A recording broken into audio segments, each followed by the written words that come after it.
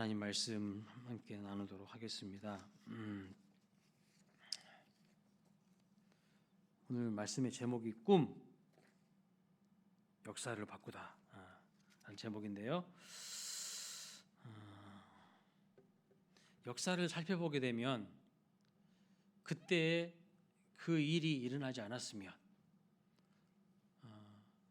어떻게 되었을까 하는 생각을 해보게 됩니다.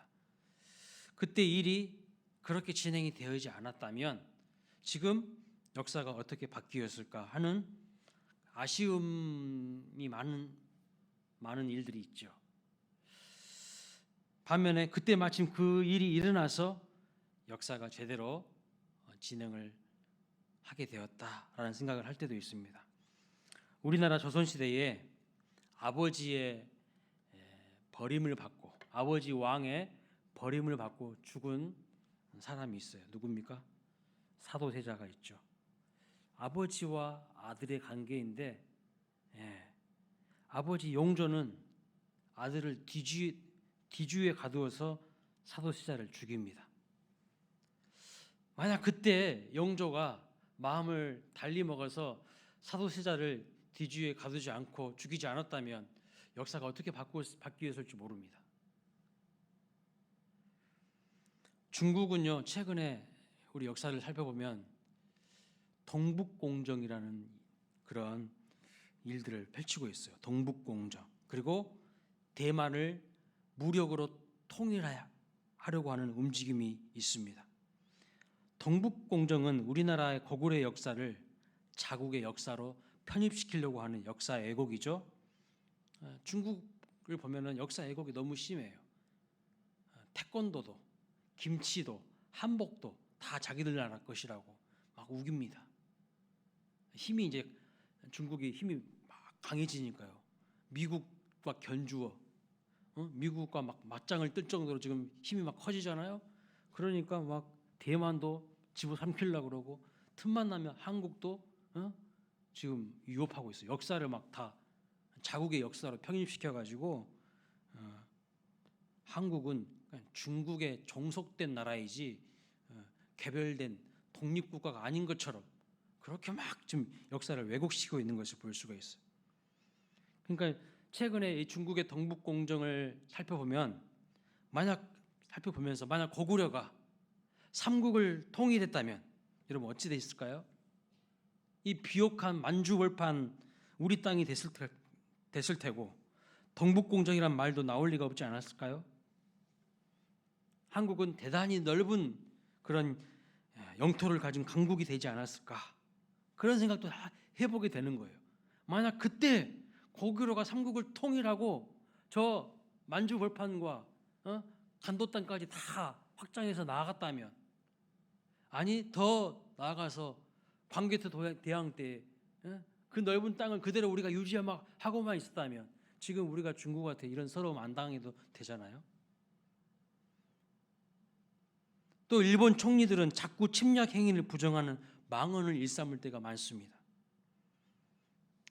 그럴 때 무슨 생각이 드냐면 고려시대 때에 몽골군이 일본을 정벌하는 데 성공했다면 역사가 어떻게 바뀌었을까? 그런 생각도 해보게 되는 거죠. 그때 바람이 불고 파도가 높아서 일본 정벌이 좌절되고 말거든요. 만약 그때 날씨가 좋아서 몽골군들이 질풍같이 일본을 휩쓸었다면 지금처럼 교만한 일본이 존재할까요? 그렇지 않을 수도 있다는 것이죠. 그러니까 생각해 보면 순간의 선택이 역사를 바꿀 수 있다는 생각을 하게 되는 거죠. 그때 그렇게 일이 진행되지 않았다면 지금 현재 어떻게 되었을까 하는 아쉬움 남는 일들이 많이 있다는 것이죠. 자, 오늘 본문에도 보면요, 아주 중요한 역사적인 사건이 기록되어 있습니다. 기독교의 역사에 분수령이 되는 사건이 기록되어 있어요. 기독교는 동방의 예루살렘에서부터 시작되지 않습니까? 그러나 서양에 먼저 흘러가서 로마를 지배하고 그 다음에 유럽을 주도하다가 미국을 거쳐서 한국까지 이렇게 오게 되는 겁니다. 그런데 이렇게 복음이 먼저 서양으로, 유럽으로 흘러간 결정적인 사건이 오늘 본문 사건입니다. 6절 말씀 보세요. 성령이 아시아에서 말씀을 전하지 못하게 하시거늘, 이렇게 말합니다. 여러분, 여기 아시아는 동양인데 성령께서 복음을 전파하는 것을, 말씀을 전하지 못하게 막으셨다는 거예요. 그리고 또 9절에 보시면 밤에 환상이 바울에게 보이니 마게도냐 사람 하나가 서서 그에게 청하여 이르되 마게도냐로 건너와서, 여기 마게도냐는 유럽의 첫 번째 성이에요. 마게도냐로 건너와서 우리를 도우라 하거늘, 이렇게 말하고 있어요. 마게도냐는 서양입니다. 유럽입니다. 바울의 환상 중에 마게도냐 사람 하나가 막 손짓을 하는 거예요. 넘어와서 우리를 도와달라고 요청을 합니다. 그리고 성령께서 아시아에서 복음 전하는 것을 막으시는 것을 볼 수가 있어요. 꿈에 마게도냐 사람이 나타나서 도와달라고 합니다. 결국 복음의 물꼬가 동양이 아닌 서양으로 이렇게 바뀌는 것을 볼 수 있어요. 만약 기독교가 계속해서 동진을 했다면 인도를 거쳐 훨씬 빨리 한국에 전파되었을 것입니다. 372년 전래된 불교는 고려를 지배했고 유교는 조선 500년 통치 철학이었는데, 기독교가 빨리 들어왔다면 고려와 조선 시대에도 아마 믿음의 성도들이, 우리 기독교인들이 넘쳐났을 것입니다. 하지만 이것은 상상일 뿐, 복음은 동양이 아니라, 아쉽지만 동양이 아니라 서양으로 먼저 갔어요. 왜냐하면 바울이 본 마게도냐 환상 때문입니다. 그렇다면 하나님께서 왜 이 소아시아 전도를 막으셨을까요? 지금 사도 바울은 아시아에서 폭발적인 성장을, 큰 사역의 성공을, 대성공을 거두고 있었어요. 그래서 사도 바울의 마음속에는 여기서 좀 더 머물면서 열심히 사역을 하면 더 많은 열매가 있을 것이다 라고 생각을 하고 있었어요. 이것은 사도 바울의 지극히 개인적인 생각이죠. 근데 하나님은 그런 바울의 계획을 뒤로 하시고, 바울의 생각보다는 하나님의 뜻은 유럽으로 넘어가서 복음을 더 확장시키시기를 원하셨던 것을 알 수가 있습니다. 유럽으로 그때 당시에는 복음이 들어가지 않고 있었어요. 그래서 복음이 아시아에서만 국한되지 않도록 사도 바울에게 그 유럽의 문을 열어주셨고 그의 마음과 생각을 넓혀주신 것입니다. 중요한 것은 이 사도 바울이 꿈을 통하여 환상 가운데에 하나님의 인도를 받았고, 그것이 역사의 물줄기를 완전히 새롭게 바꾸어 놓았다는 것입니다. 자, 그래서 역사를 보게 되면 이렇게 마음과 생각이 얼마나 중요한지를 잘 알 수가 있어요. 생각이 결과를 낳고 생각이 역사를 바꿀 수 있기 때문입니다. 여러분, 라이트 형제 아시죠? 라이트 형제의 마음속에 품었던 그 생각 하나가 비행기를 만들었어요. 또 대서양 바다 저편에 뭔가 있을 거라고 하는 이 콜럼버스의 생각 하나가 결국에는 신대륙을 발견했습니다. 이처럼 우리 마음에 품고 있는 생각 하나가 얼마나 중요한지 모릅니다. 히틀러의 이 게르만 우월주의, 게르만 제일주의 사상이 유대인 학살이라는 엄청난 비극을 만들어내지 않습니까? 내 마음속에 품고 있는 생각, 이념, 이데올로기, 이게 얼마나 중요한지 몰라요. 그것이 역사의 물줄기로 확 바꾸게 만든다는 것입니다. 인간의 생각이 이 정도라면 하나님께서 인간의 마음속에 심어준 꿈은 얼마나 더 위력적이겠습니까? 생각이 세상을 바꾸고요, 역사를 새롭게 바꿉니다. 오늘 본문에 바울이 본 꿈 하나가 복음의 진행 방향을 동에서 서로 완전히 대전환시켰어요. 하나님이 주신 꿈은요, 세상의 역사를 바꾸고 세상의 물줄기를 완전히 돌려놓습니다. 그럼 여기서 우리는 물어봐야 됩니다. 무엇이 하나님 주신 생각과 꿈을 만들까요? 무엇이 하나님이 주신 생각, 곧 꿈을 만들까요? 꿈을 만드는 네 가지 요소가 있어요. 첫째는 성령입니다. 성령. 오늘 요엘서 2장 28절 말씀 보면 이렇게 말씀하고 있어요. 같이 읽어보겠습니다. 시작. 그 후에 내가 내 영을 만민에게 부어주리니 너희 자녀들이 장래일을 말할 것이며 너희 늙은이는 꿈을 꾸며 너희 젊은이는 이상을 볼 것이며. 자, 이 말씀을 보면 무엇 없이는 비전이 형성되지 않는다고 말씀하고 있습니까? 성령 없이는 비전이 형성되지 않는다는 것을 알 수 있어요. 성령으로 인해서 자녀들은 예언을 할 것이고 노인들도 꿈을 꾸며 청년들은 이상을 볼 것이라고 말씀합니다. 무엇 때문에? 성령 때문에. 성령이 주체이신 거예요. 우리의 꿈을 만드는 것은 성령이신 거예요. 바울의 꿈에도 성령께서 개입하십니다. 오늘 6절 말씀 보시면 본문 6절 이렇게 말하죠. 성령이 못하게 하시거늘. 성령이 주도하시고 있는 것을 볼 수가 있어요. 성령이 그의 꿈과 그의 마음과 그의 생각을 주도하고 있는 것을 볼 수 있어요. 그래서 꿈을 만드는 네 가지 요소들 가운데 첫 번째는 성령입니다. 두 번째는 무엇이냐? 금지예요. 금지. 7절 말씀 보세요. 비두니아로 가고자 애쓰되 예수의 영이 허락하지 아니하시는지라. 허락하지 아니하시는지라. 이게 바로 금지입니다. 예수의 영, 성령께서 비두니아로 가는 것을 뭐 하시는 거예요? 막으신다는 거예요. 비전 형성에 있어서 성령의 금지하심은 절대적인 요소라는 거예요. 금지를 무시하고 잘못된 인간적인 꿈과 계획을 설정했을 때에 인생을 낭비하게 돼요. 헛된 꿈에 사로잡혀서 허송세월을 보내게 된다는 말씀입니다. 우리가 주의 일을 할 때 조심해야 되는 것은요, 바울처럼 잘 되고 성공할 때예요.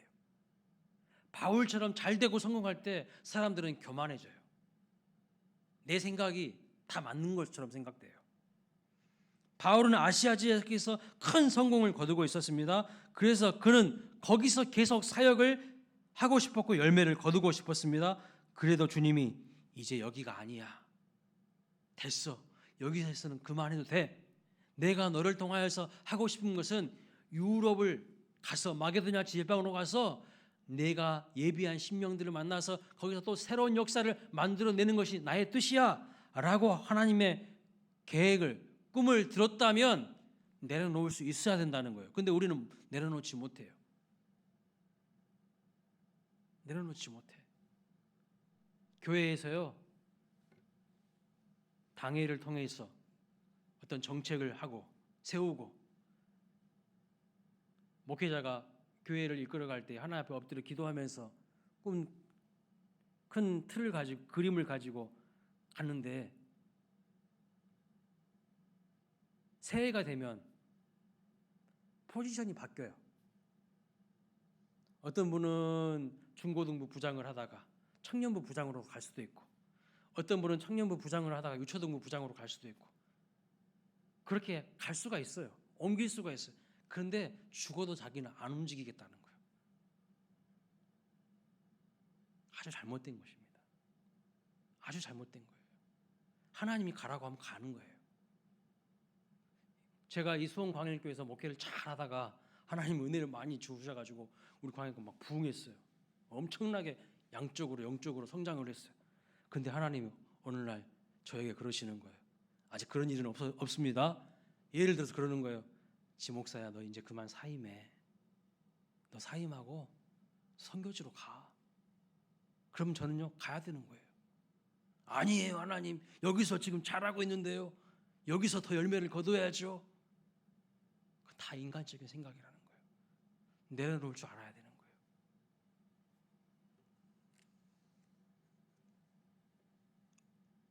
(7절) 말씀 보면 사도 바울도 비두니아로 가고자 애쓰되 그랬어요. 애썼어. 근데 하나님이 아니라고 하는 거예요. 아니라고 하면 딱 내려놓을 수 있어야 돼요. 자기가 하나님 돼가지고 자기가 하나님을 질질 끌고 다니려고 그래.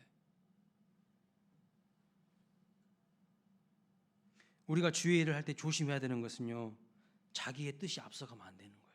자기 감정이 앞서가면 안 된다는 거예요. 주님이 이제 여기가 아니라 다른 곳으로 가라 하면 가야 하는 것입니다. 하나님께서 막으시는 것을 깨달을 때 순종하면 원하는 열매를 맺게 되면서 참된 길이 열리게 됩니다. 내 고집의 길이 아니라 주님의 길이 열리게 되는 거예요. 주님이 보여주신 그 길이 바로 생명의 길이라는 거예요. 그래서 꿈을 만드는 4가지 요소들 가운데 두 번째는 뭐냐면 성령이 반드시 금지하시는 것이 있어요. 그거 아니야 라고 하시는 것이 있어요. 그럼에도 불구하고 자기 거짓대로 해요. 자기 마음대로 해요. 그것은 꿈 아니라는 거예요. 그 하나님 주신 비전 아니라는 거예요. 자기 욕심이라는 거예요. 세 번째는 무엇이냐면 요청입니다. 요청. 하나님이 주신 꿈, 비전, 그것은 어떻게 만들어 가지는 건가? 요청이에요. 9절 말씀 보면 이렇게 말씀하죠. 밤에 환상이 바울에게 보이니 마게도냐 사람 하나가 서서 그에게 청하여 이르되 마게도냐로 건너와서 우리를 도우라 하거늘. 우리를 도우라고 환상 가운데 이 하나님이 보여주시는 거예요. 마게도냐 사람이 꿈에 나타나 도와달라고 요청합니다.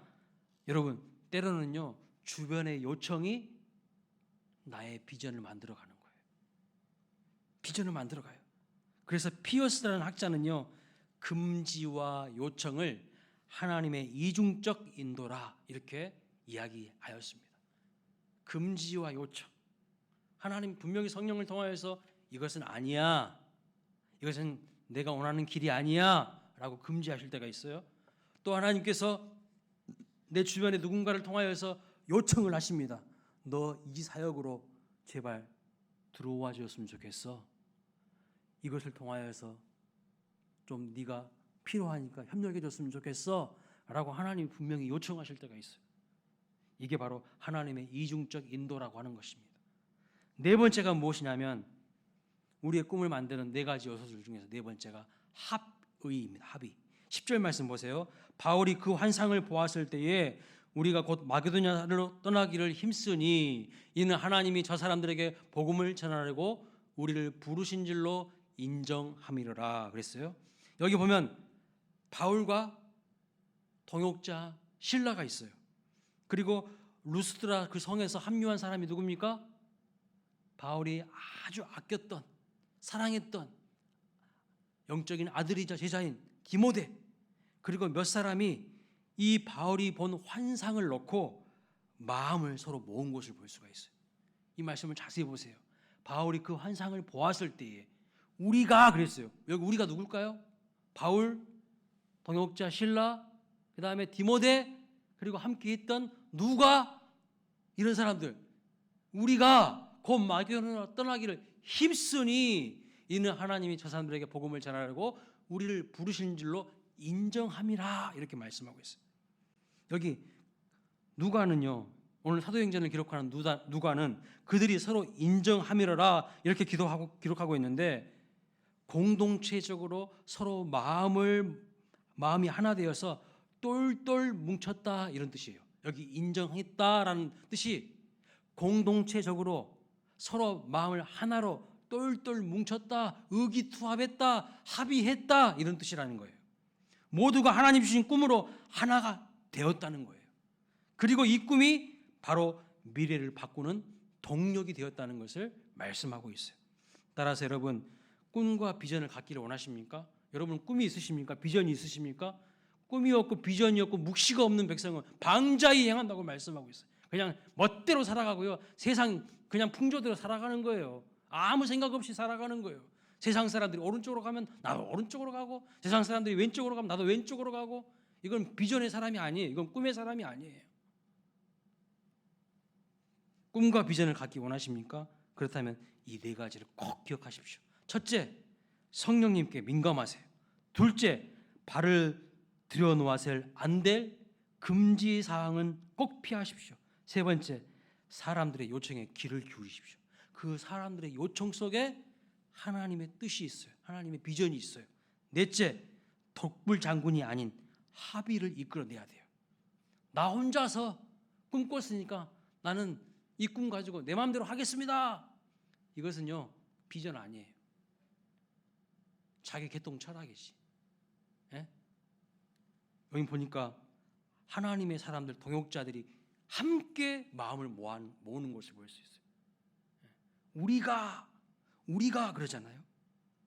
독불 장군이 아니라 합의를 이끌어내는 겁니다. 그래서 이 네 가지 성령, 금지, 요청, 합의를 통해서 하나님의 꿈을, 하나님의 비전을 드러내시는 것을 볼 수가 있다는 거예요. 이 네 가지에 민감하고 귀를 기울인다면 우리는 바울처럼 하나님과 동행하고 비전의 사람이 될 수 있을 줄로 믿습니다. 미래를 개척하는 꿈의 사람이 될 것입니다. 그래서 세상과 역사를 바꾸는 비전은요, 하루아침에 그냥 뚝딱 만들어지는 것이 아니라 지난한 과정을 거쳐갑니다. 굉장히 어려운 과정을 거쳐야 합니다. 그래서 선교사 리빙스턴은요, 원래 중국으로 가기를 원했지만 아프리카로 가야 했습니다. 윌리엄 캐리는 남태평양에 있는 폴리네시아로 가려 했지만 인도로 가야 했고, 저드스는 인도로 가기를 원했지만 미얀마로 가야 했습니다. 모두 다 성령과 금지, 요청과 합의를 거쳐서 탁월한 선교사로서의 역사적인 발자취를 남기는 것을 볼 수가 있어요. 혹 이런 과정을 거치지 않고 내 마음대로 만들어낸 꿈을 가지고 있지는 않습니까? 그것은 꿈이 아니에요. 그것은 하나님의 뜻을 거스르는 것일 수 있어요. 지 뜻이지, 지 마음이지, 지 계획이지 하나님 뜻 아니에요. 그럴싸하게 하나님의 뜻인 것처럼, 하나님의 계획인 것처럼 포장하는 것일 수 있어요. 자기의 욕심을, 자기의 뜻을.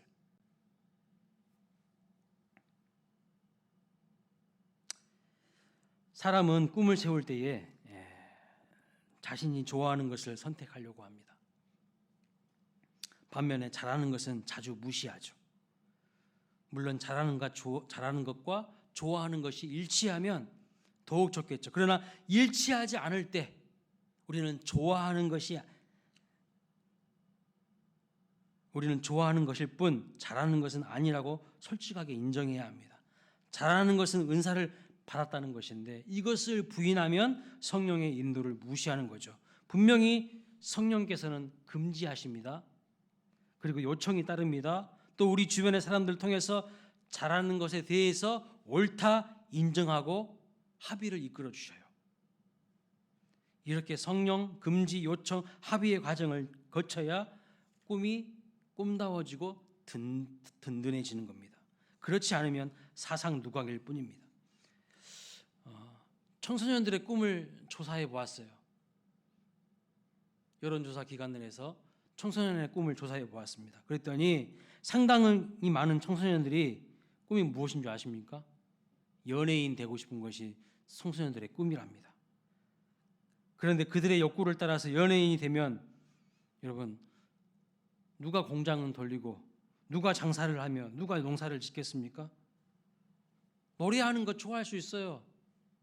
그러나 노래방에서 노래할 때 100점 맞는 것은 어렵고요. 수많은 노래 잘하는 사람을 제치고 오디션 프로그램에서 순위 안에 들어가는 것은 더더욱 어렵습니다. 단순히 좋아한다고 될 문제가 아니라는 거죠. 좋아하는 것보다 잘하는 것에 집중해야 돼요. 잘하는 것. 하나님이 나에게 주신 은사가 있거든요. 거기에 집중할 필요가 있어요. 우리나라 박 대통령과 만날 때 호주머니에 손을 놓고 악수했던 사람이 있습니다. 누군지 아십니까? 빌 게이츠예요. 빌 게이츠는요, 대학을 다니다가 그냥 때려쳤어요. 포기하고 차고에서 회사를 세웁니다. 차고에서. 왜냐하면 자기가 잘하는 것을 하기 위해서 지금 자기가 잘하는 것을 위해서 그냥 대학 그거 포기한 거예요, 그냥.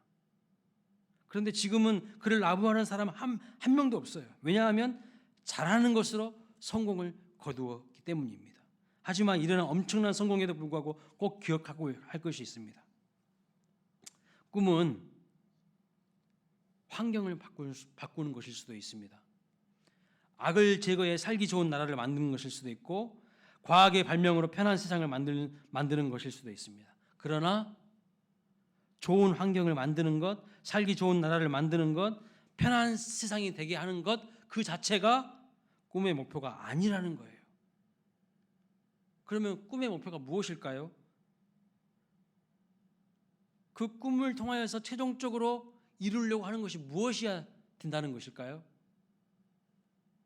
꿈은요, 사람을 최종 목표로 삼습니다. 사람을. 바울이 가진 꿈의 최종 목표 역시 사람을 얻는 것이죠. 사람을 얻는 것. 그래서 사도행전 16장에 보시면 바울이 하나님의 인도를 따라서, 성령의 인도함을 따라서 마게도냐로 가서 얻은 사람들을 소개하고 있어요. 첫째, 누구를 얻었습니까? 자색 옥감 장사 루디아를 얻었어요. 두 번째는요, 귀신 들린 점치는 여종을 거기서 얻게 됩니다. 그 여인을 변화시키게 됩니다. 세 번째는 빌립보 감옥의 간수와 그의 집안을 구원시키게 되는 것을 볼 수가 있어요. 이들은 복음이 아니면 전혀 공통점이 없는 사람들이에요. 사는 방식과 의지 구조가 전혀 다릅니다. 이런 사람들을 하나님께서 바울에게 붙여주신 것을 볼 수 있어요. 왜냐하면 바울은 그의 꿈이 무엇이냐면 사람이었기 때문이에요. 이처럼 꿈은 사람을 지향하고 사람을 목표로 삼습니다. 오늘 본문에 등장한 루디아를 보세요. 구원에 깊은 관심을 갖고 세례를 받아서 사도 바울을 극진하게 대접하는 사람이 되는데, 초대교회 선교의 중심 인물로 우뚝 서는 여인이 되는 것을 볼 수가 있어요. 결국 바울이 지나간 자리에는 무엇이 남을까요? 바울이 애쓰고 목숨 걸고 수고하고 또 수고해서 무엇을 남긴 걸까요? 바울의 비전이 뭘까요? 그가 그토록 수고한 이유가 뭘까요? 사람이에요. 사람 남기려고 한 거예요. 바울이 지나간 자리에는 무엇이 남았냐면 사람이 남은 거예요. 사람이. 그래서 바울은 1차 전도 여행 중에 도망친 누구죠? 마가 요한을 데리고 오라고 합니다. 마가 요한도 결코 포기하지 못하는 거예요. 결국에는 루스드라에 있는 유대인들을 얻기 위해서 할례를 행할 필요가 없어요. 그런데도 영적 제자요 아들인 디모데에게 뭐 하라고 합니까? 유대인들을 얻기 위해서 할례 하지 않아도 됨에도 불구하고 네가 할례를 행하라고 말합니다. 뭐 하려고요? 사람 얻으려고요. 결국에는 사람이에요. 로마서 16장에 보면 무려 27명의 이름을 나열하면서 사도 바울이 그들에게 문안하고 있는 것을 볼 수 있어요. 왜냐하면 사도 바울의 꿈은 사람이니까, 사람이 중요하다는 것을 알았어요. 한 영혼이 얼마나 중요한지, 천하보다 귀한 한 영혼에 그의 관심이 있었던 것을 알 수가 있어요. 호랑이는 죽어서 뭘 남기나 하죠? 가죽을 남기고, 사람은 죽어서 뭘 남깁니까? 이름을 남긴다고 합니다. 그런데 사람이 남길 수 있는 최고의 재산은 자기 이름이 아니라요, 그가 남긴 사람이에요. 나를 통하여서 어떤 사람들이 세워지고 일어났냐, 이거에 따라서 그 인생이 평가되는 것이죠. 그래서 철학자 사르트르는 이런 이야기를 했습니다. 출구가 없다라는 희곡을 썼다고 해요. 출구가 없다. 왜냐하면 인간이 아닌 절망을 주목했기 때문이에요. 절망을 주목했어요. 절망을. 하지만 히틀러의 폭력에 저항했던 본 해퍼 목사님이라는 분이 있어요. 그 목사님은 사형대에서 마지막으로 유언하기를 이렇게 말합니다. 오늘이 내 마지막입니다. 하지만 오늘은 나의 새로운 생명이 시작되는 날이기도 합니다. 한마디로 말하면 이 본 해퍼 목사님에게는 출구가 있다는 거예요. 대철학자, 무신론 철학자 샤르트르는 출구가 없다. 왜냐하면 희망이 안 보이는 거예요. 절망만 보이는 겁니다. 그런데 히틀러에게 저항했던 본 해퍼 목사님은 출구가 있다는 거예요. 그래서 죽음 앞에서도 기죽지 않았어요.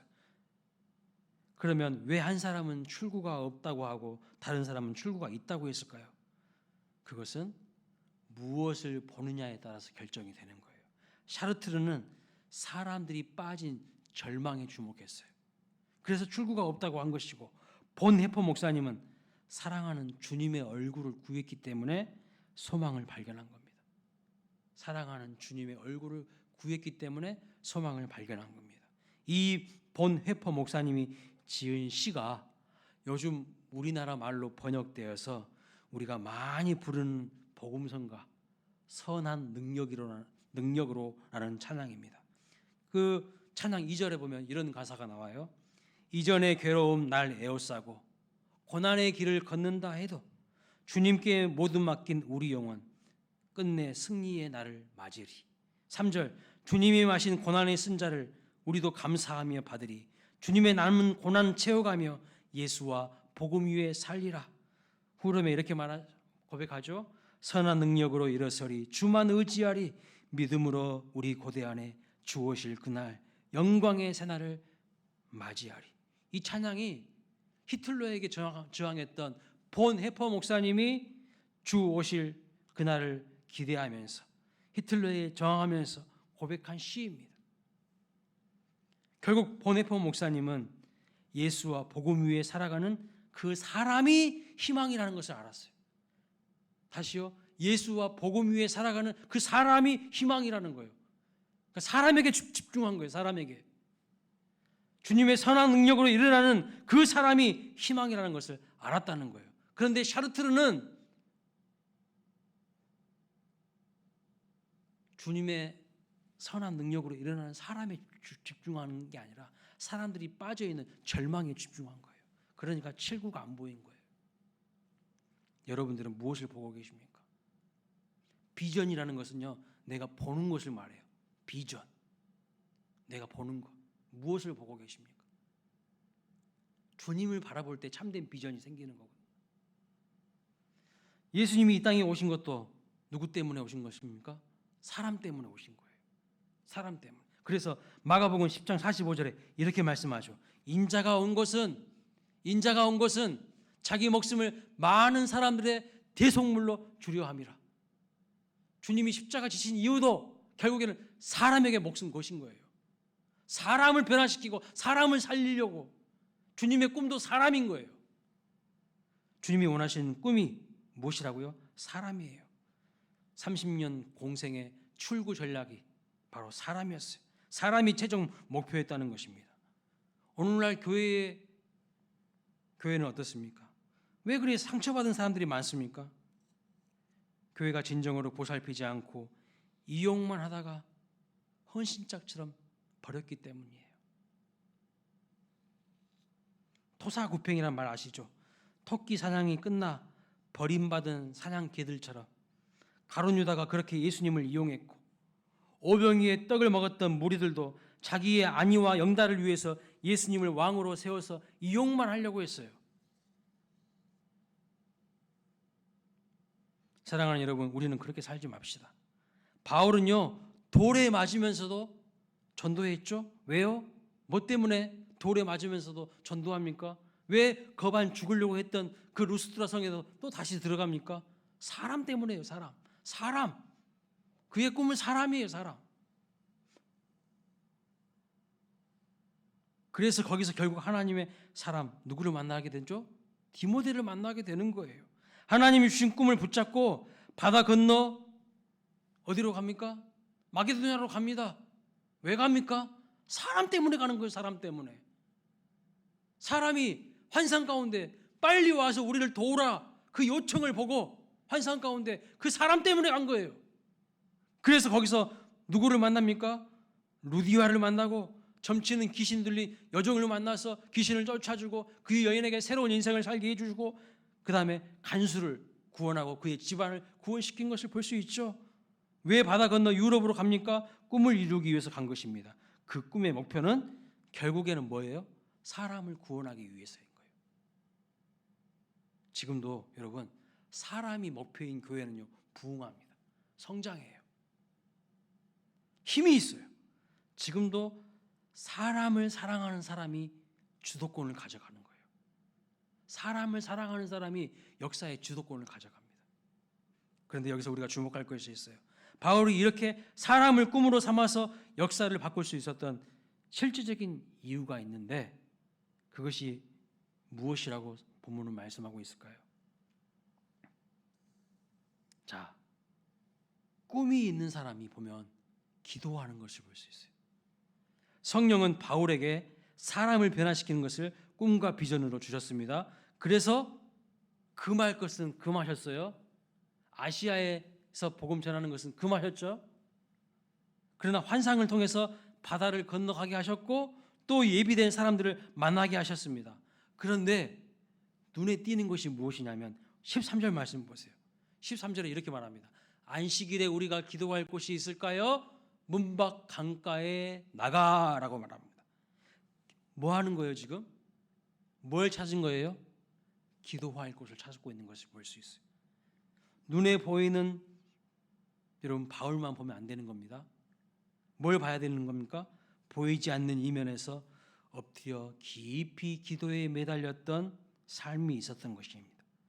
빌립보 감옥에서는 채찍에 맞고도 한밤중에 찬양하며 기도했던 것이 바울의 삶이에요. 이것은 일회적인 사건이 아니라 평생을 거쳐 몸으로 익혀온 습관이라는 것을 말씀하고 있어요. 꿈의 사람들, 비전의 사람들에게서 나타나는 공통적인 특징이 뭐냐면 기도를 포기하지 않아요. 꾸준히 기도해요. 꾸준히 기도를 심어요. 그래서 자기 당대에 이루어지지 않으면 자기 다음 때에서라도 하나님이 반드시 축복해 주시는 것을 볼 수 있어요. 우리도 성령에 민감하게 반응하여 깊이 기도하시길 바랍니다. 어떠한 상황에도 불평하지 하기보다는 하나님을 찬양하고 기도하는 삶으로 나아갈 수 있기를 주님의 이름으로 축복합니다. 이벤트가 되면 안 돼요. 어쩌다 한 번씩 기도하는 이벤트가 아니라 사도 바울은 일상의 그냥 습관이었어요. 기도하는 것이 그냥 그의 삶이의 삶. 우리는 이벤트로 하려고 해요. 뭐 특별 새벽 기도할 때만 잠깐 반짝하게 나오고 끝 할 도리 다 한 것처럼. 천만의 말씀. 그래서 성령에 민감한 사람은요 분명히 비전을 발견합니다. 또 비전을 발견한 사람은 분명히 뭘 하죠? 기도로 연결되게 되어 있어요. 기도하게 되어 있습니다. 그래서 바울도 안식일에 기도의 자리를 찾아 나선 것을 볼 수가 있어요. 기도는 성령께서 우리 인생에 주신 꿈과 비전을 강화시키고 발전시키게 합니다. 그리고 결국 그 기도하기 위해 찾아 나선 그 자리에서 무엇을 발견하게 됩니까? 보십시오. 꿈이 있어서 사람에 대한 꿈이 있어서 마게도냐로 배를 타고 넘어가죠. 그리고 거기에서 그 꿈과 비전을 위해서 기도하려고 기도할 곳을 찾다가 또 결국 누구를 발견하게 되고 누구를 만나게 됩니까? 14절에 보시면 기도하러 가는 그 자리를 찾는 그 과정 가운데에 14절에 보면 자색 옷감 장사 루디아라고 하는 한 여인을 만나게 되는데 주님께서 그 여인의 마음을 열어주시고 바울의 말을 따르게 합니다. 그래서 최초로 유럽에서 예수 믿게 되는 사람이 바로 이 여인이에요. 그리고 하나님 나라를 위하여서 유럽의 교회를 위해서 아름답게 쓰임받았던 이 여인이 자주 장사 루디아입니다.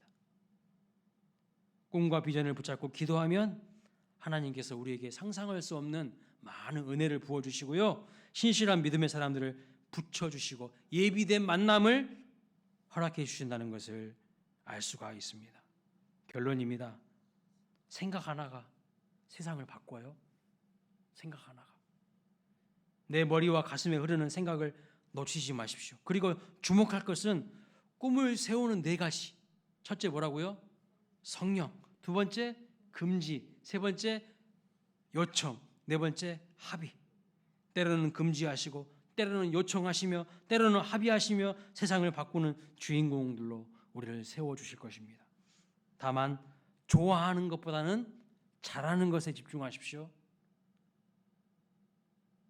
좋아하는 것 아니라 잘하는 것에 하셔야 돼요. 욕구보다는 필요에 민감하시기 바랍니다. 그리고 기도하십시오. 그러면 성령께서 우리의 가슴에 포기할 수 없는 그 꿈들을 이루실 것입니다. 사람을 주목하여 바울처럼 미친 듯이 이웃과 교회와 하나님 나라를 위하여서 헌신하게 만드실 것입니다. 우리 모두 샤르트르처럼 절망을 보면서 출구가 없다고 한탄하지 말고 바울처럼 보네퍼 목사님처럼 선한 능력으로 일어나서 사람들을 세우는 비전의 사람들 되시기를 주님의 이름으로 축원합니다. 아멘. 다 함께 우리 찬양하면